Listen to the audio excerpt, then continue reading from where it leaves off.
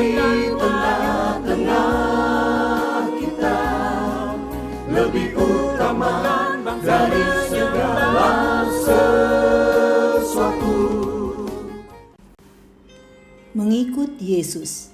Dan seorang lain lagi berkata, "Aku akan mengikut Engkau Tuhan, tetapi izinkanlah aku pamitan dahulu dengan keluargaku." Tetapi Yesus berkata, "Setiap orang yang siap untuk membajak tetapi menoleh ke belakang tidak layak untuk kerajaan Allah."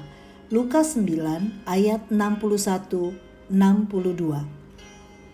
Sahabat Iktus yang dikasihi Tuhan, lirik lagu "Mengikut Yesus Keputusanku" diambil dari ucapan lelaki dari Assam, desa di timur Laut India.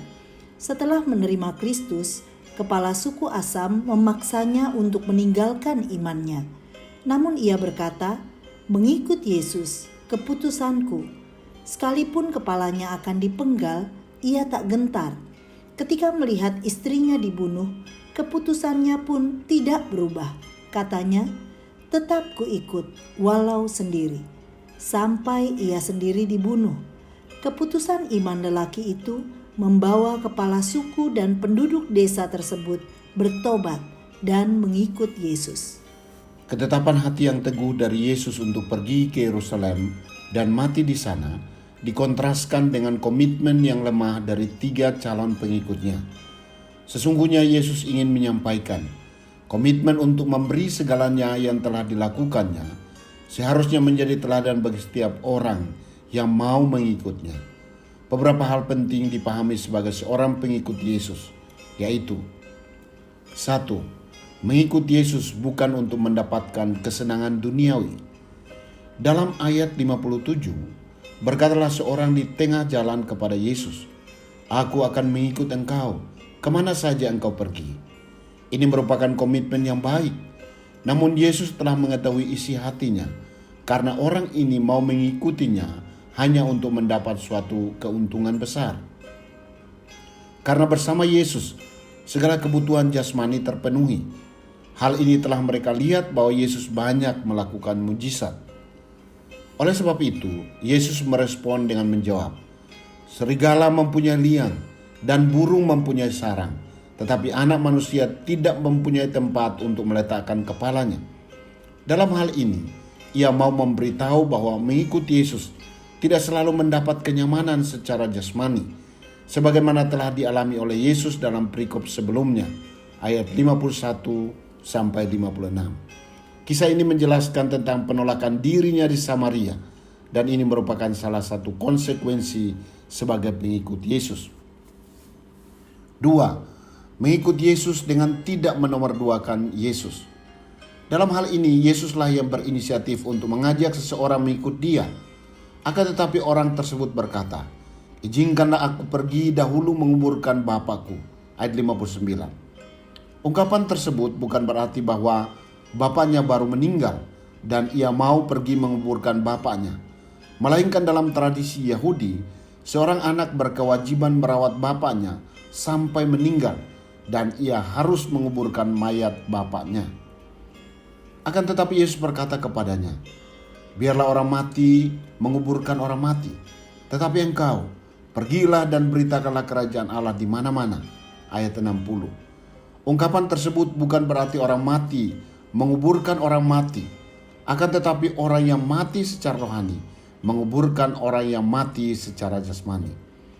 Bukan berarti Yesus mengajarkan untuk tidak patuh terhadap orang tua, melainkan kalau mau mengikuti Yesus, haruslah lebih mengutamakan Dia dalam hal memberitakan kabar kerajaan Allah. 3. Mengikuti Yesus dengan sepenuh hati.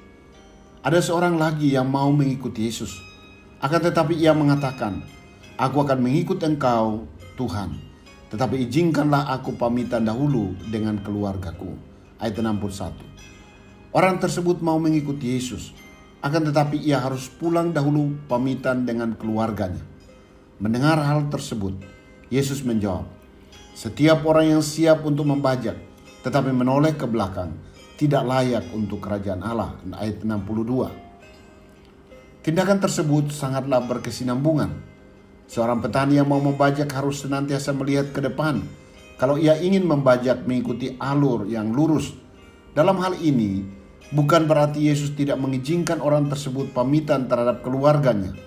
Akan tetapi, ia mau mengajarkan bahwa kalau mengikuti Yesus, tidak harus menoleh ke belakang. Dalam hal ini, kehidupan yang lama harus ditinggalkan. Sahabat Iktus, marilah kita menjadi pengikut Yesus yang bukan hanya agar kita bisa menikmati kesenangan dunia. Seharusnya kita memiliki motivasi yang lurus dalam mengikuti Yesus. Jangan kita mau mengikuti Yesus hanya karena ingin memperoleh berkat-berkat-Nya ataupun mujizat-mujizat yang besar saja, melainkan juga harus siap dengan berbagai situasi dan kondisi, bahkan penderitaan yang harus dihadapi.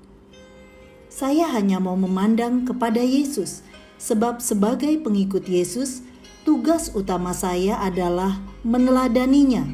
Ketika orang lain melihat hidup saya, maka orang dapat melihat Yesus yang tinggal di hati saya. Saya tidak mau kembali ke dalam kehidupan lama saya, karena di dalam Yesus saya mengalami sukacita yang tak terhingga.